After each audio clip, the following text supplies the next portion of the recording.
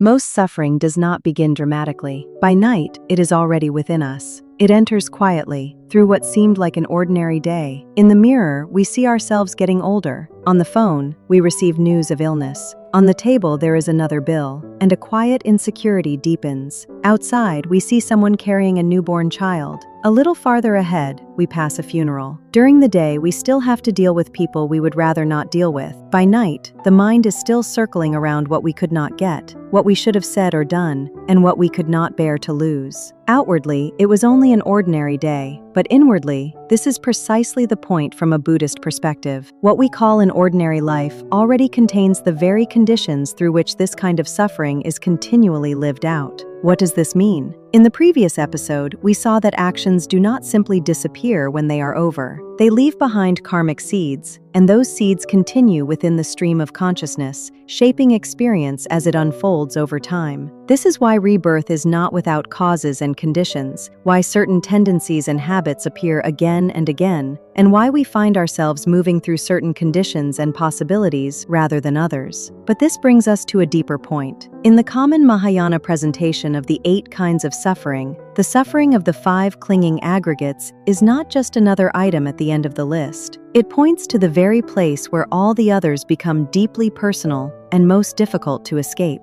Birth, aging, illness, death, separation from those we love, association with the disliked, and not getting what we desire. These show the many ways suffering is repeatedly encountered in samsara, but they do not remain outside us as mere events. They enter into lived experience. They are received in body and mind, felt as pleasant, painful, or neutral, recognized and named, carried forward in thought, shaped into reactions, and then taken up again as my pain, my life, my loss, or my burden. Why does this happen? As the karmic seeds within the alaya vijñāna ripen and give rise to corresponding situations and experiences, the 6th consciousness, which discriminates, elaborates upon them through imagination, and so easily falls into delusion, begins to discriminate among them, to seize upon appearances, and to form its own mental images. Then, together with the 7th consciousness, which constantly clings to the alaya vijñāna as I, it goes further and seizes some of those appearances as I and mine. In this way, they come to be taken as who we are, the world we live in, and the life we are living. We become like a director, screenwriter, and actor all at once. Within ignorance, karma, and clinging, we keep participating in the whole process. And because we mistakenly take it all to be real, we also keep living through it and bearing it. It is also called the all-inclusive form of suffering, because the first 7 only become fully experienced when they fall into the 5 aggregates and are received, interpreted, reacted to,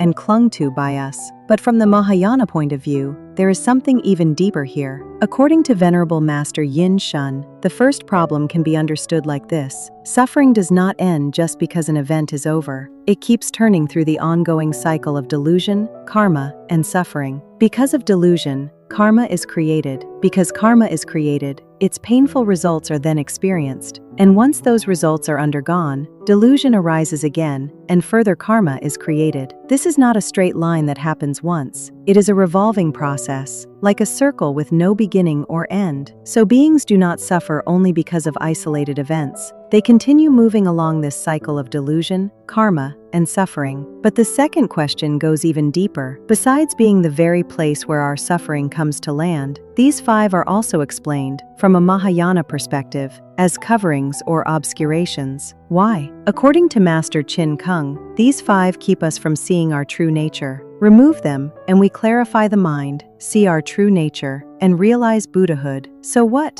exactly, are these 5? First, form, rupa. This is the material aspect of experience, our body, our senses, and the material world we come into contact with. For example, in an ordinary day, waking up tired, feeling tension in the shoulders, seeing messages on the screen, all of that belongs to form. It is the material basis of experience. The Abhidharma Kosa and its commentarial tradition use a vivid analogy to help make this clearer. Form is like a container or vessel, the bodily and material basis that holds the whole field of experience. Second, feeling, Vedana. This does not refer to emotion in the fuller, more complex sense. It refers to something more immediate. Every experience carries a tone, pleasant, unpleasant, or neutral. The moment we read a message and feel uneasy, that discomfort is feeling. The moment we hear good news and feel a brief sense of relief, that is also feeling. It happens instantly, before we even start thinking. The Abhidharma-kosa uses the analogy of food here. Feeling is like the taste that arises the moment food enters the mouth.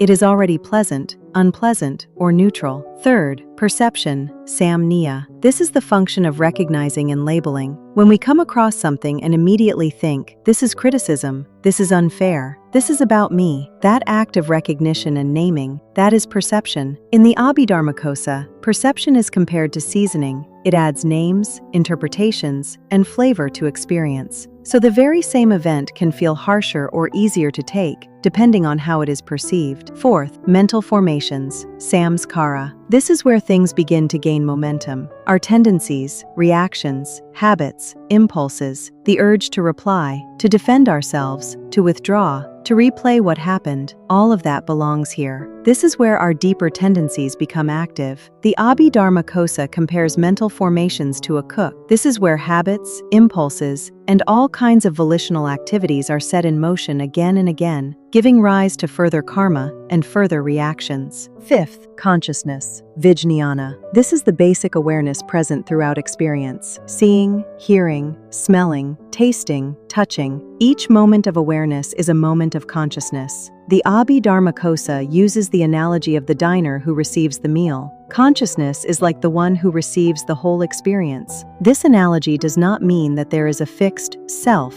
inside doing the eating. Rather, it helps us see that the entire psychophysical world we experience each day, and what we ordinarily take to be the self, arises through the coordinated functioning of these five. The same analogy also helps explain the sequence of the five aggregates. First, the body as the vessel, then feeling as the food, then perception as the seasoning, then mental formations as the cook, and finally consciousness as the diner who receives the result. But here is the crucial point. Buddhism does not simply say, the five aggregates are suffering. What it says is, the suffering of the five clinging aggregates, pancha upadana skandha dukkha. In other words, the problem is not the aggregates in themselves, but the way they are grasped and clung to. A message appears on your phone. First, there is the message as form. Then a feeling arises, unpleasant. Immediately, perception labels it. This is a problem. Then mental formations start moving. Why did they say that? I need to respond. And consciousness carries the whole experience as something happening to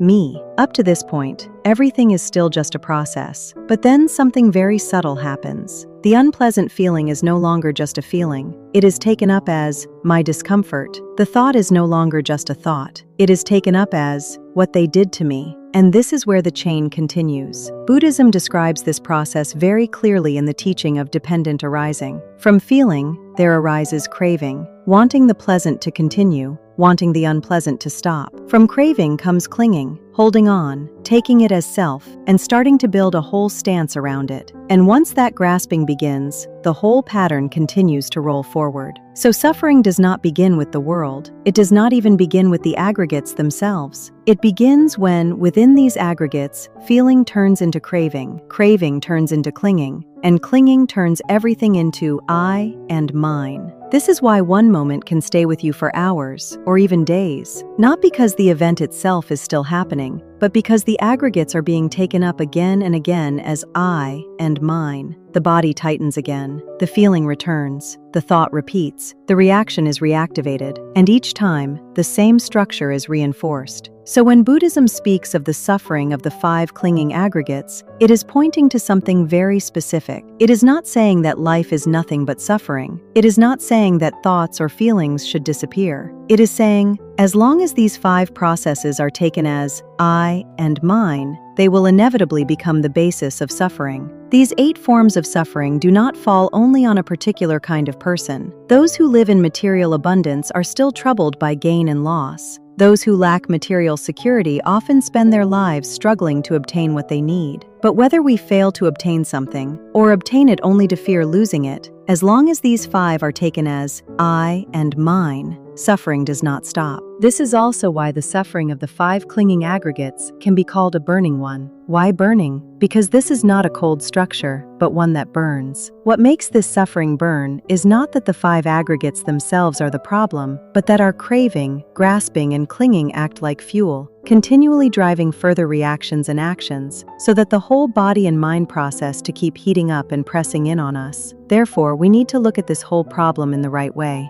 If suffering is not simply in the world, but in how these aggregates are taken as I and mine, then the key is no longer just changing what happens outside. The key is to begin seeing very carefully what exactly is being grasped within these 5 aggregates at this moment, and how that grasping is taking place. Sometimes this kind of grasping is not just a passing emotion. A person can cling to it completely, hold to it tightly, and even turn it into a powerful vow. At that point, it is no longer just a thought. It begins to pull one's whole life in a particular direction. In the karmic stories associated with Lord Superior Wen Chang, the god of culture and literature, there is a well-known example that illustrates this clearly. This story is recorded in the collected works of Master Anshi, written in the Qing dynasty by the highly respected lay practitioner Zhou Anshi. It was also one of the texts most strongly recommended by Master Yin Guang, and widely circulated under his influence, to help people develop firm confidence in karma and establish a stable foundation for practice. So who is Lord Wenchang? Here we can briefly add a commonly told background. He is said to have manifested in the human realm 17 times, each time as a scholar official, serving with integrity and never oppressing the people. It is said that he saved those in distress, furnished the needy with what they lacked, succored the orphaned and underprivileged, and showed forbearance toward offenders. He also practiced hidden virtue extensively, in a way said to move heaven above. For this reason, it is said that the heavenly emperor entrusted Lord Wenchang with overseeing matters such as examinations, scholarly success, official advancement,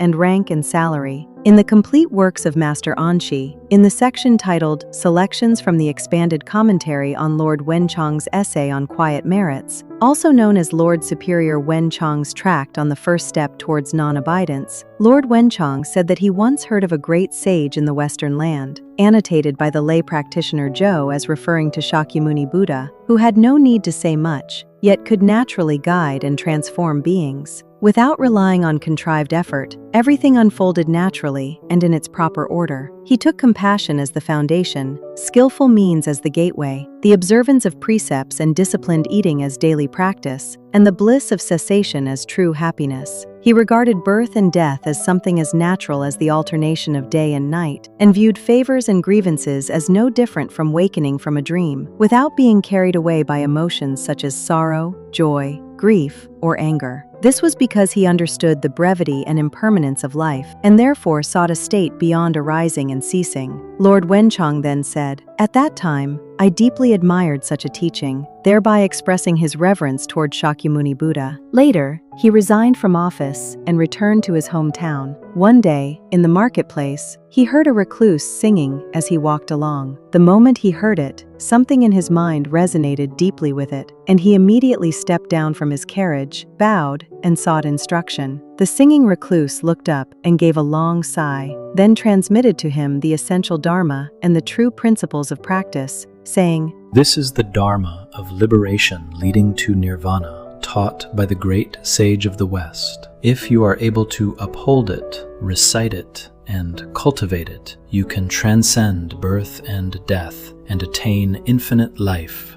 If you are able to reach the other shore completely, you will realize perfect enlightenment. Even if you stop halfway, you will at least be reborn among the devas." After receiving this teaching, he felt that his karmic ties with the dusty world had come to an end, and all worldly concerns gradually faded. It was then the middle of autumn. He gathered his relatives and friends, left behind a verse, and soon afterward passed away. According to the text, after he died in that lifetime, he was originally to proceed westward. This points to the Western sage he admired, namely Shakyamuni Buddha, and most likely refers to the intermediate state between death and rebirth, the bardo. On his way, when he reached Junshan Island on Dongting Lake, he became delighted by the scenery and lingered there for a time, feeling great joy. He was then appointed by the celestial bureaucracy as the presiding deity of that place. From the flow of the story, this also caused him to stop continuing along his original direction of seeking the Dharma. Before he took birth in his next life,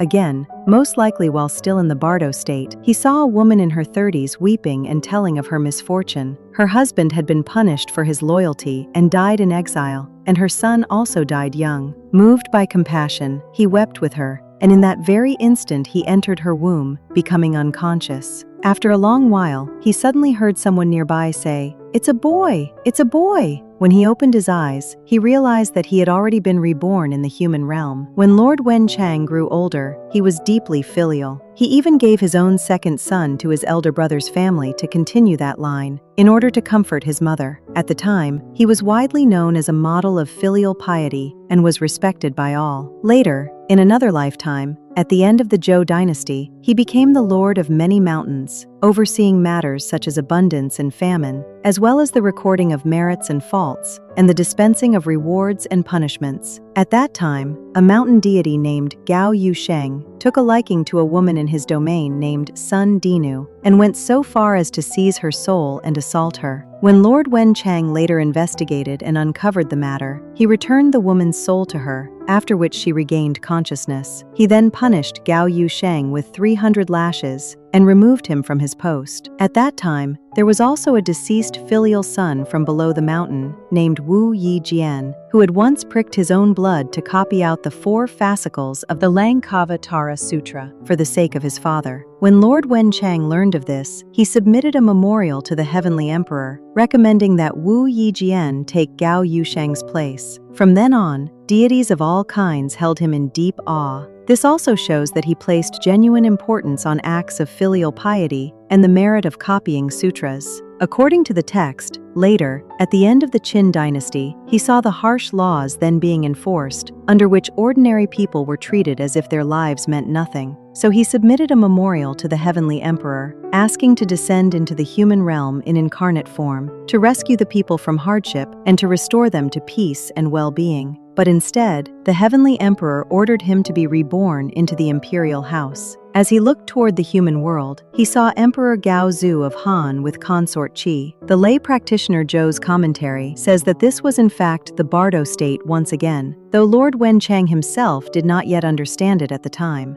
After he was born, his appearance and bearing were extraordinary, and Emperor Gaozu became especially fond of him. At one point, he even wanted to depose the crown prince, the eldest son born to Empress Lu, and make Lord Wenchang crown prince instead. In the end, however, Empress Lu stopped it. After Emperor Gaozu died, he was eventually killed by the resentful Lu clan, and his mother, consort Qi, also met a particularly tragic end. According to the lay practitioner Zhou's commentary, viewed from the perspective of karmic connections carried over from past lives, there must originally have been an unresolved grievance between them. In any case, he came to hate Empress Lu intensely, thinking only of avenging the grievance from his previous life. Again and again, he thought that one day he would become a great serpent and swallow the entire Lu clan, and only then would he let it rest. From this, we can see that his mind had become completely consumed by revenge, and he no longer cared at all about everything he had cultivated and accumulated in the past. He then went on to say that although, after the death of the Lu clan, they had already undergone considerable torment in the hungry ghost realm, their karmic offenses had still not been fully exhausted. Later, they were reborn together with Lord Wenchang in a city by the Eastern Sea. The local magistrate, Lumo, was in fact the later rebirth of Empress Lu. His mother from that previous life was also reborn there, and once again into the Qi family. But because she had enjoyed too much fortune in her former life, she became poor and destitute in this one, and married an elderly man surnamed Zhang. The old man still had no child, and could only make a living by cutting grass. One day, the two of them went out into the fields. Thinking of their childlessness in old age, they were overwhelmed with grief and wept as they prayed to heaven. Each of them cut an arm and let the blood drip into a hollow in the stone, praying, "If some living thing can come forth from beneath this stone, then at least that too would be a continuation of our flesh and blood." At that moment, moved by his mother's heartfelt intention, his consciousness had already become attached there, without his even realizing it. The next day, when they lifted the stone and looked, That blood had turned into a small golden serpent. That was Lord Wenchang. The woman took him in and raised him. After a little more than a year, horns grew on his head, legs emerged beneath his belly, and he acquired the power of transformation. He was also able to help strengthen the rain whenever it was about to fall. But after his body grew larger, his appetite also became enormous, and when he saw sheep, pigs, dogs, or horses, he would devour them. The magistrate had a fine horse, which was in fact the later rebirth of Empress Lu's nephew, and he seized it and ate it. Because of this, the magistrate had his adoptive parents thrown into prison and ordered that he be handed over within 3 days, or they would be executed. The next day, he transformed himself into a Confucian scholar and went to see the magistrate, hoping to plead for his parents. The magistrate said, "That old couple of the Jiang family were keeping a monstrous serpent in their home. It has already devoured livestock from many households, and now it has even eaten my horse. Of course they deserve to be executed." He replied, "A life for a life. This is simply the result of past karma. But if you would kill people over a single animal, how could that be justified?" The magistrate flew into a rage and shouted at him to leave at once. He then said, "The signs of doom have already appeared on your face. You had better be careful of yourself." As soon as he finished speaking, he vanished from sight. Those nearby all believed that he too was some kind of uncanny being. He then submitted a memorial to the heavenly emperor, setting forth his grievance and resentment, explaining that in a previous life, both he and his mother had been innocently killed by the Lu clan, and that he was now seeking revenge against them. But after the memorial was sent, no reply came for a long time. Unable to contain his anger, he stirred up wind and rain, raised clouds and mist, and even brought in seawater, flooding the entire city. Across an area of nearly 20 kilometers, everything was submerged. He himself, however, carried his parents out on his back to safety. This took place during the reign of Emperor Xuan of Han, and what later generations referred to as the sunken city was this very event. But he said that although at the time it felt deeply satisfying, once his anger subsided, he immediately felt regret. This is a crucial point. At least from the perspective of Yogācāra, such remorse arising so swiftly is not without effect. It can continue to leave traces within the stream of consciousness. The next day, an order came down from the heavenly emperor. The sea deity Chao Hong submitted a memorial impeaching him, stating that he had arbitrarily drawn upon seawater and cost the lives of more than 2,000 civilians. Among them, those who actually had karmic enmity with him from a previous life numbered only around 80, while the rest had all died without cause. As a result, the heavenly emperor imposed punishment, demoting him to the status of a dragon of Cheong Pool and confining him beneath stagnant waters. Afterward, there were successive years of drought, and the water nearly dried up into mud. His body had already grown immense, and there was no hollow where he could take shelter. Above, he was exposed to the blazing sun. Inside and out, the heat was unbearable. Moreover, among his 84,000 scales, small creatures arose in each one, incessantly gnawing and feeding on him. Turning over again and again, he was in extreme torment, and no one knows how many years he endured such torment. As noted by the lay practitioner Zhou, a single day and night in hell corresponds to 500 years in the human realm. This is meant to emphasize the sheer length and the nearly unbearable intensity of the karmic retribution he incurred as a result of acting out of resentment, taking revenge, and indiscriminately harming living beings. One morning, when the air was a little cooler, the sky suddenly filled with light, and 5 colored auspicious clouds drifted across the heavens. Within those auspicious clouds appeared a sublime and wondrous figure. His hair was deep blue with a purplish sheen, curling upward in ringlets like little conch shells. His face shone with the radiance of pure gold, yet was as clear and luminous as the full moon. He was adorned with marvelous marks, and his radiance was rare and seldom seen. Mountain deities, water deities, and countless holy beings all bowed in homage together, rejoicing and offering praise, their voices shaking heaven and earth. Heavenly fragrance spread everywhere, and celestial flowers rained down in profusion. Wherever they fell, it was as if spring had returned. At that very moment, his eyes and ears suddenly became clear. His sense of smell also became keen. His mind became lucid. Moisture returned to his mouth, and his voice became full and resonant. Lifting up his head, he sorrowfully pleaded for deliverance. All the holy beings said to him, "This is the great sage of the West, Shakyamuni Buddha. the world-honored one, the unsurpassed, perfectly enlightened one. Now that the Buddha Dharma has spread to the eastern land, and you have now encountered it, there is now a chance for you to free yourself from the karmic burdens of your past lives. Then he leapt into the Buddha's radiance and recounted in full the course of causes and karmic results he had undergone in the past. The Buddha said to him, "Good imperial son, in the past, you were filial to your parents, loyal to your country, and carried out many deeds of great benefit to living beings. It was only because you clung to the notion of others and to a self that you allowed yourself to commit harmful actions against living beings. Now, in your mind, do you still hold distinctions between friend and foe? Do thoughts of anger and delusion still remain?" Upon hearing this true and ultimate teaching, his mind immediately opened and became clear. In that very instant, he directly realized that there was no notion of self and no notion of person. All deluded thoughts ceased at once. When he looked back again at his dragon body, it too disappeared along with that transformation of mind. After this, he regained a male body, obtained the wisdom of empowerment,